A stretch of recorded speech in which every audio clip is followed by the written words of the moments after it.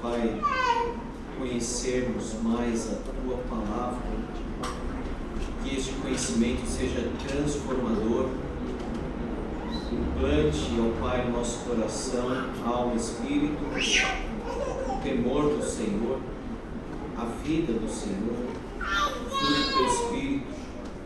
Que o Senhor nos dê sabedoria, que o Senhor nos dê instrução, que o Senhor fale poderosamente e espiritualmente aos nossos corações. Rogamos a Deus porque somente o Senhor pode fazer isso. Que o Senhor nos dê uma mente cativa à Tua palavra, em nome de Jesus. Amém. Mateus 10, 16 a 23, diz assim a palavra do Senhor: Eis que eu vos envio como ovelhas para o meio de lobos. Sede, portanto, prudentes como as serpentes e simples como as pombas. E acautelai-vos dos homens, porque vos entregarão aos tribunais e vos açoitarão nas suas sinagogas. Por minha causa sereis levados à presença de governadores e de reis, para lhes servir de testemunho a eles e aos gentios. Quando vos entregarem, não cuideis em como ou o que haveis de falar, porque naquela hora vos será concedido o que haveis de dizer. Visto que não sois vós os que falais, mas o Espírito de vosso Pai é quem fala em vós. O irmão entregará à morte outro irmão, e o pai ao filho. Filhos haverá que se levantarão contra os progenitores e os matarão. Sereis odiados de todos por causa do meu nome. Aquele que, porém, perseverar até o fim, esse será salvo. E, porém, vos perseguirem numa cidade, fugir para outra. Porque verdade vos digo, que não acabareis de percorrer as cidades de Israel até que venha o Filho do Homem. Vamos falar nessa noite não sobre as virtudes necessárias para os que trabalham no reino. As qualificações espirituais para realizarmos a obra de Jesus. Nós vimos que o Senhor Jesus, Ele olhou com compaixão, Ele sentiu compaixão quando olhou para a multidão. E disse: a obra é muito grande, os trabalhadores de fato são poucos. Então Ele chama os 12 para o trabalho.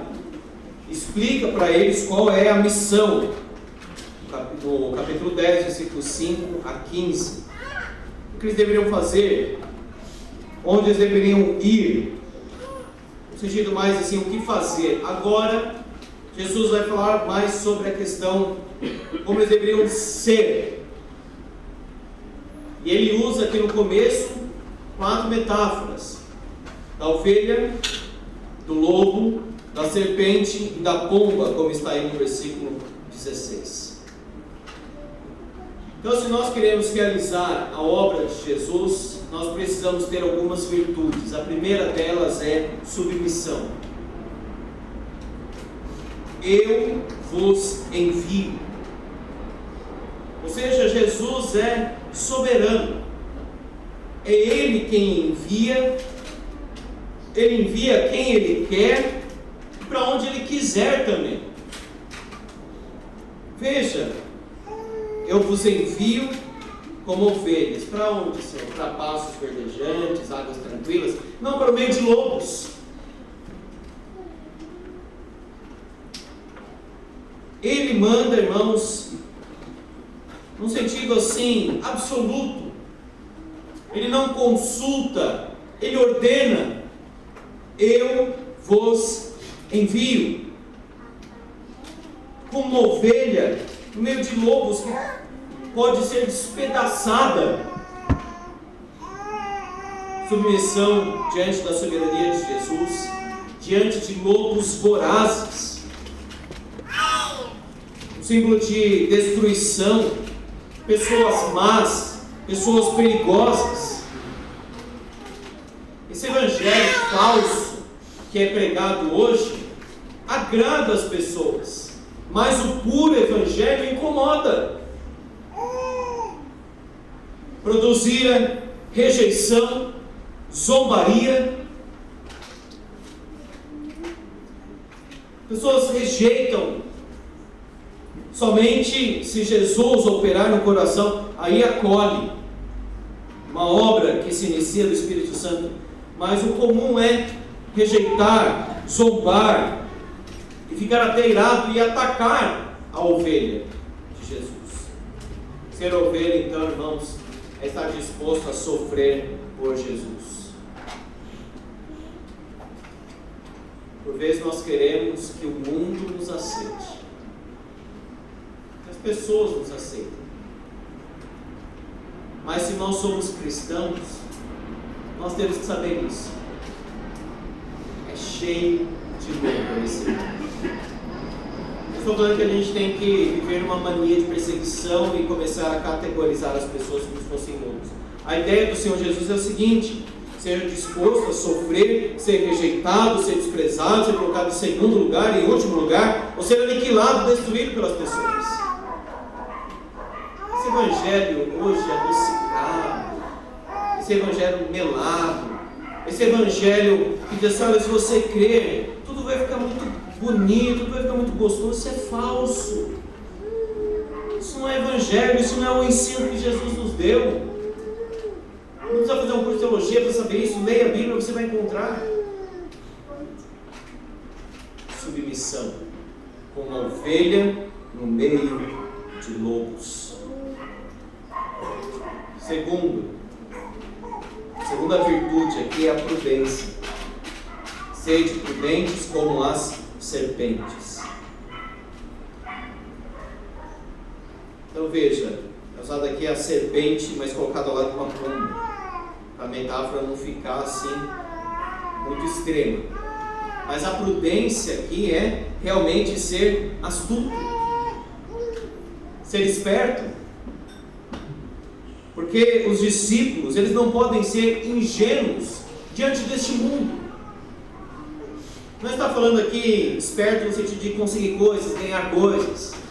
É atento, é perspicaz, prudente, astuto.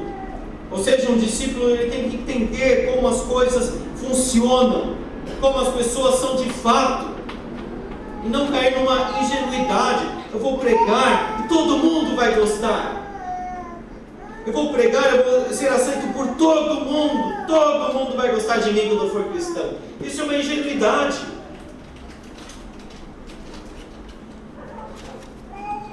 Aqui Jesus fala sobre ser prudente, que é a soma do conhecimento, da perspicácia e do discernimento.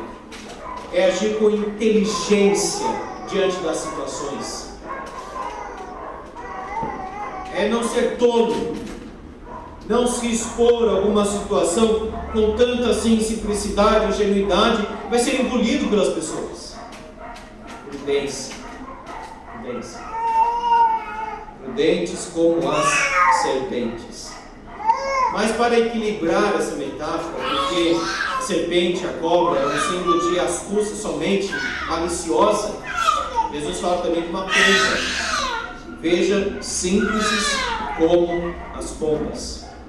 Submissão, prudência e simplicidade.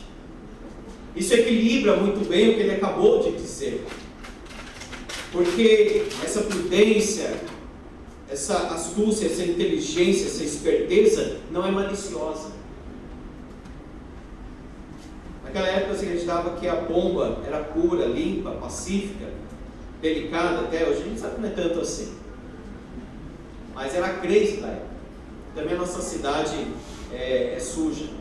Mas nós temos que esvaziar a nossa referência atual e pensar naquela época. Naquela época a pomba era símbolo de pureza, algo limpo, algo simples, pacífico. Então, se a pessoa fica somente com essa metáfora de ser prudente como a serpente, da astúcia, ela vai ser uma pessoa assim, maldosa, ardilosa, que fica maquinando as coisas, como uma cobra mesmo. Então Jesus, ele procura aqui o justo meio, ou seja, o meio termo, nossa perspicácia, astúcia, prudência, não pode ser maldosa, cheia dessas maquinações. Ser uma pessoa honesta, ser uma pessoa inocente, mas sem ser ingênuo também.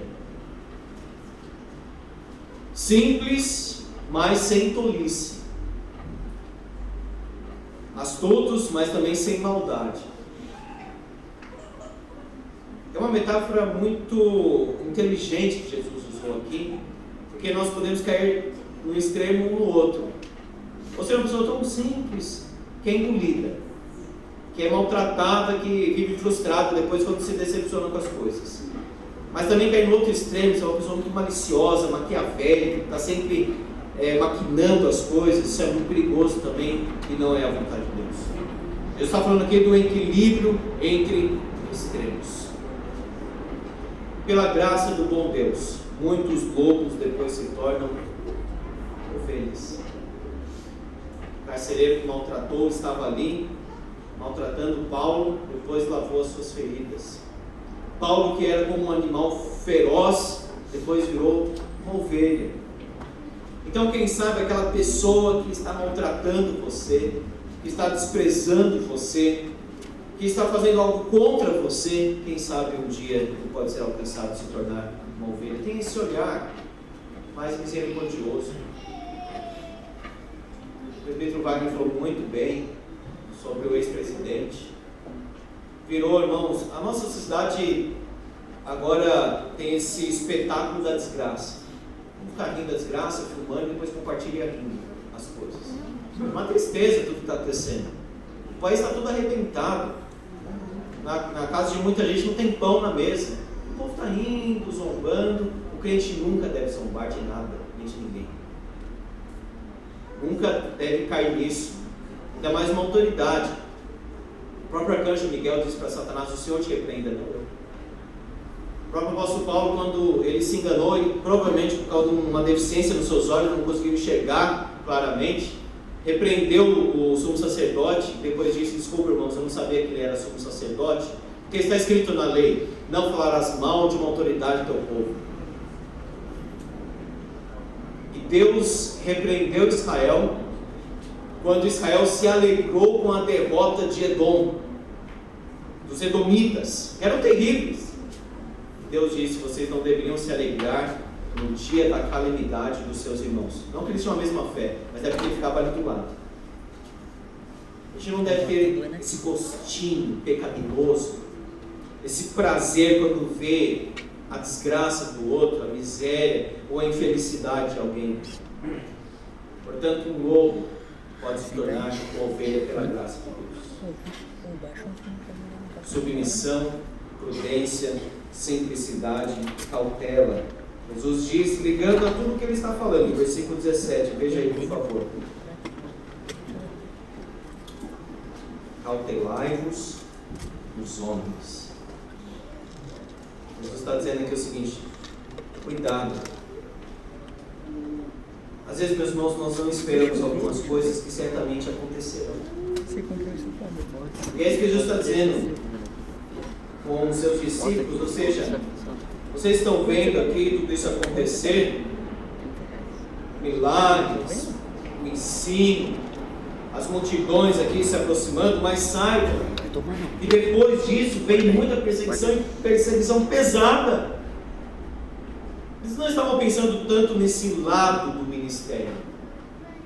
Nós queremos pensar mais no lado mais tranquilo, mais suave, aqueles que aceitam bem.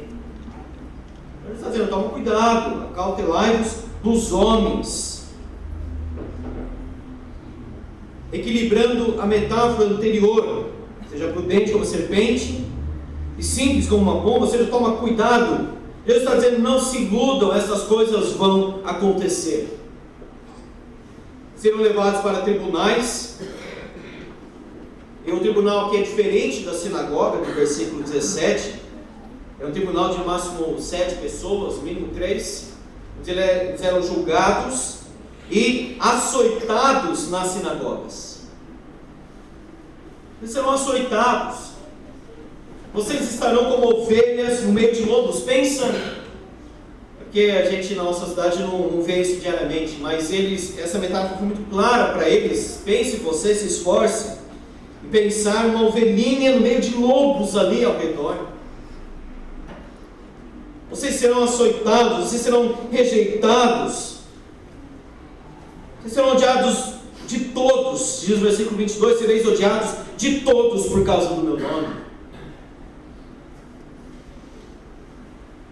Portanto, irmão, é muito estranho esse evangelicalismo moderno que quer ser aceito por todo mundo, quer abraçar a política, quer abraçar o mundo, quer abraçar toda a ideologia que é contrária à palavra de Deus, e não suporta nem um pouquinho de ódio, de desprezo, de perseguição.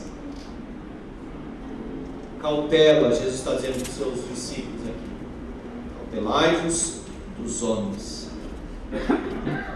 Quinto, perspectiva espiritual.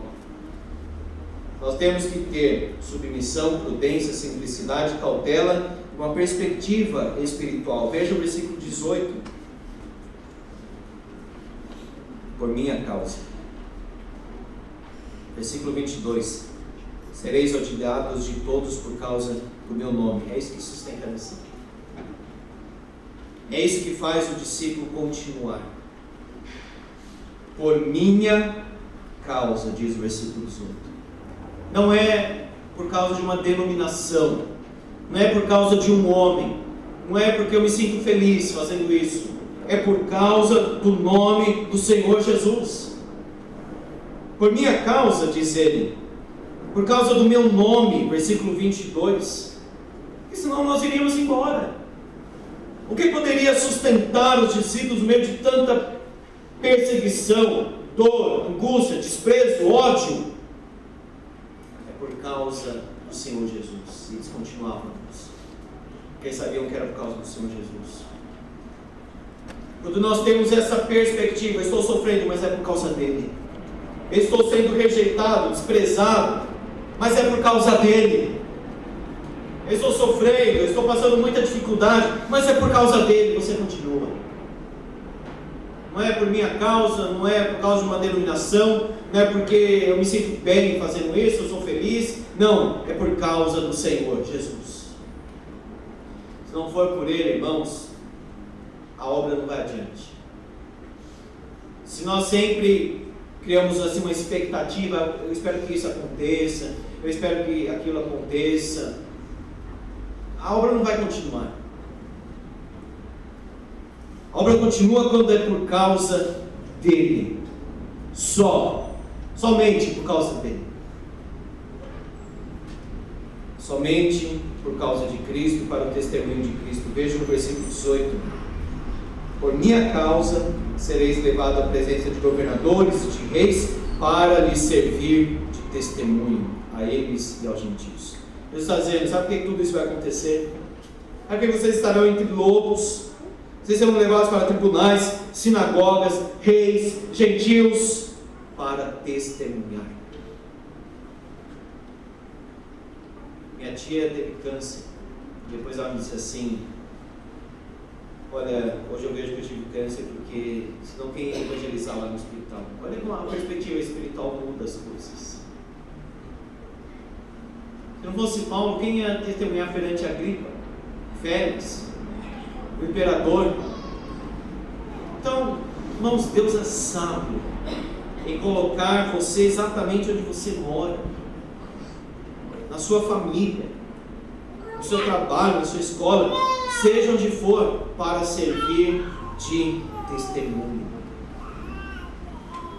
Paulo poderia, ali na prisão, dizer: Deus, o Senhor me deu tanta capacidade intelectual, eu conheço tanto a tua palavra, agora estou aqui, tão limitado.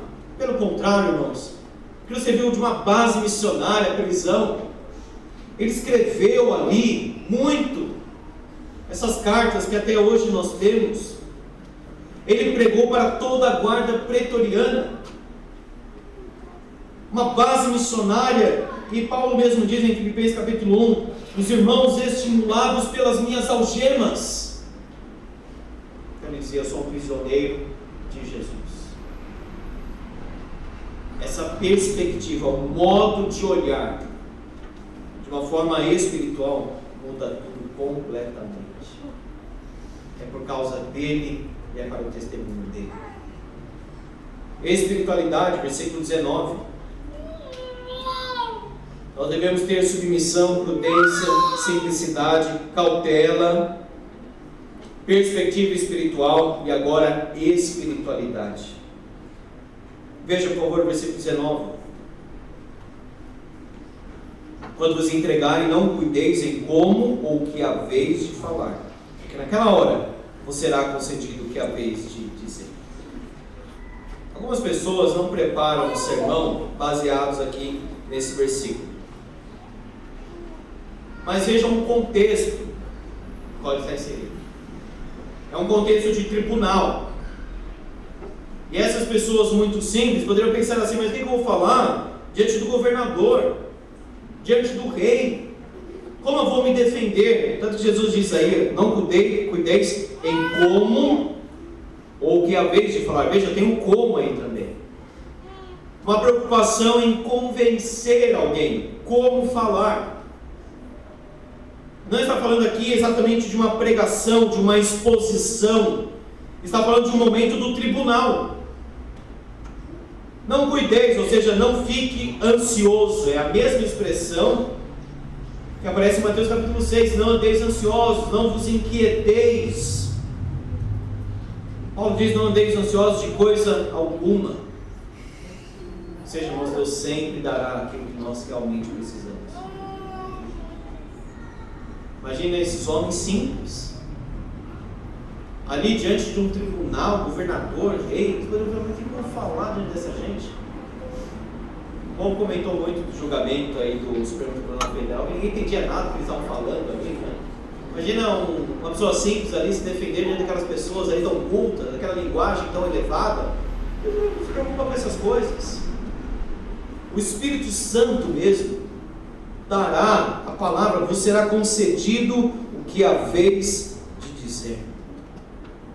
Nesse contexto de tribunal, de acusação, de defesa, como eu devo falar, como eu devo agir, que momento eu devo contratar um advogado? Jesus disse: não, se entrega ao Pai, Ele faz a obra. Pessoas simples, sem educação formal, como era o caso deles aqui, poderiam se preocupar grandemente com isso. Às vezes, irmãos, a gente vai fazer uma visita, pegando algo mais simples até do que estar aqui, fica muito angustiado antes. O que eu vou falar? E se aquela pessoa fizer uma pergunta e eu não souber responder? E o que eu devo dizer na hora? Primeiro, irmãos, como você vai saber exatamente o que a pessoa vai dizer? É impossível. E outra, se você não souber, diga simplesmente: eu não sei. Eu vou pesquisar, vou ver, e depois a gente conversa novamente. Agora, não fique inquieto ou deixe de fazer uma visita porque é ansioso, porque não sabe o que falar. Deus vai abençoar a sua vida, Deus vai abençoar a visita. Uma pessoa confia muito na sua retórica, no seu conhecimento, no seu vocabulário. Não está dependendo do Espírito Santo, está dependendo de si mesmo.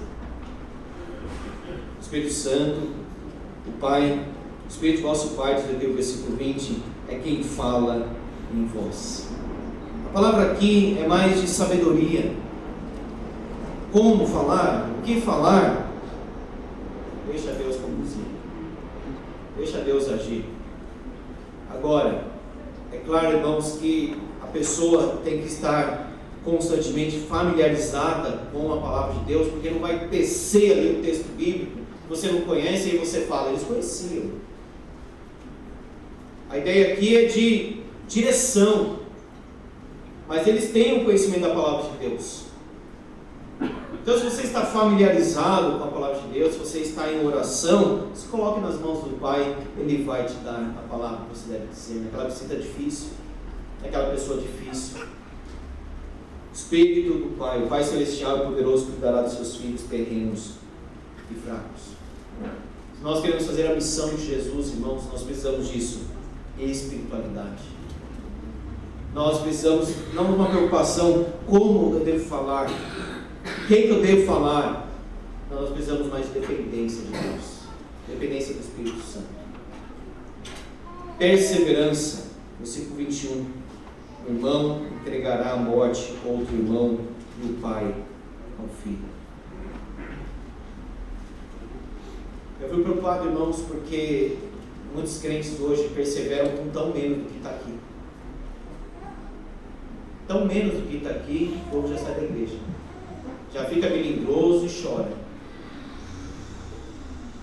Imagina um pai entregando seu filho para morrer, que agora é cristão. Imagina o quanto isso ia doer no seu coração. Perseverança, mesmo debaixo de abandono, de perda, de traição, de ódio. Versículo 22, sereis odiados de todos por causa do meu nome. Isso que o apóstolo João diz: não vos maravilheis se o mundo vos odeia. Deve ficar maravilhado se você aceita por todo mundo, se você, jovem, é o mais popular da escola. Ainda mais num contexto familiar. Em tempos de apostasia, irmãos, o lugar mais atacado é a família. O Brasil está do jeito que está por causa da falsa igreja evangélica dos nossos dias. Porque os crentes oram muito pouco. Porque não tem uma perspectiva espiritual das coisas. Olha a situação, ao invés de orar, fica atacando, zombando, escrevendo no Facebook, etc. Ao invés de dobrar os joelhos e orar. A situação na Síria, irmãos, terrível, aquelas criancinhas morrendo com aquele gás envenenado, e a igreja não está orando, está apenas discutindo aí no Facebook, num lugar de segurança ali. Nós temos que enfrentar a coisa.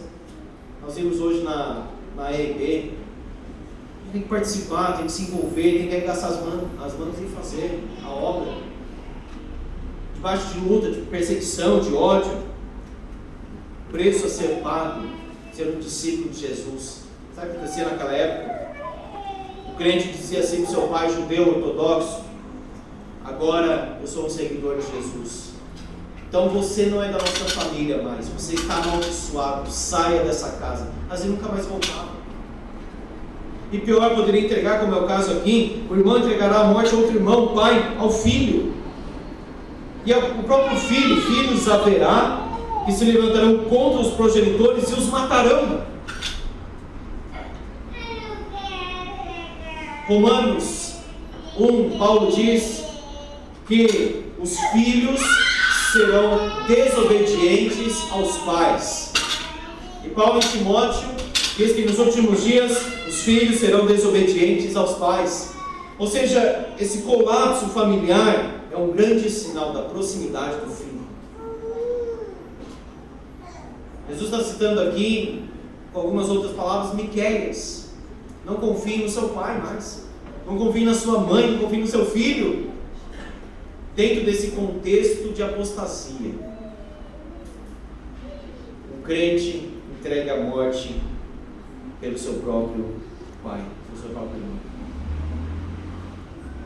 Quanto, meus irmãos, nós estamos dispostos a sofrer por Jesus? Por isso que logo depois, diz o versículo 34, não penseis em vir trazer paz à terra, não vim trazer paz, espada. Jesus veio acalmar tudo, trazer paz, estará o reino. Não, a espada. Não que ele promova a espada, mas ela vem consequentemente. Pois em causar divisão entre o homem e seu pai, entre a filha e sua mãe, entre a nora e sua sogra, assim os inimigos do homem serão os da sua própria casa. Então às vezes o crente diz: mas pastor, o que está acontecendo? Depois que eu me tornei cristão, as pessoas se levantaram contra mim. E não está escrito aqui, não é nada diferente. Agora você se torna cristão e nada acontece? É estranho. E agora, Jesus está pedindo aqui uma definição: quem você ama mais? Quem ama seu pai e sua mãe mais do que mim não é digno de mim, ou seja, não pode ser meu discípulo, vai embora, abandona o barco. Quem ama sua filha, seu filho mais do que a mim, não é digno de mim. Quem não toma sua cruz, ou seja, quem não está disposto a morrer, venha após mim, não é digno de mim.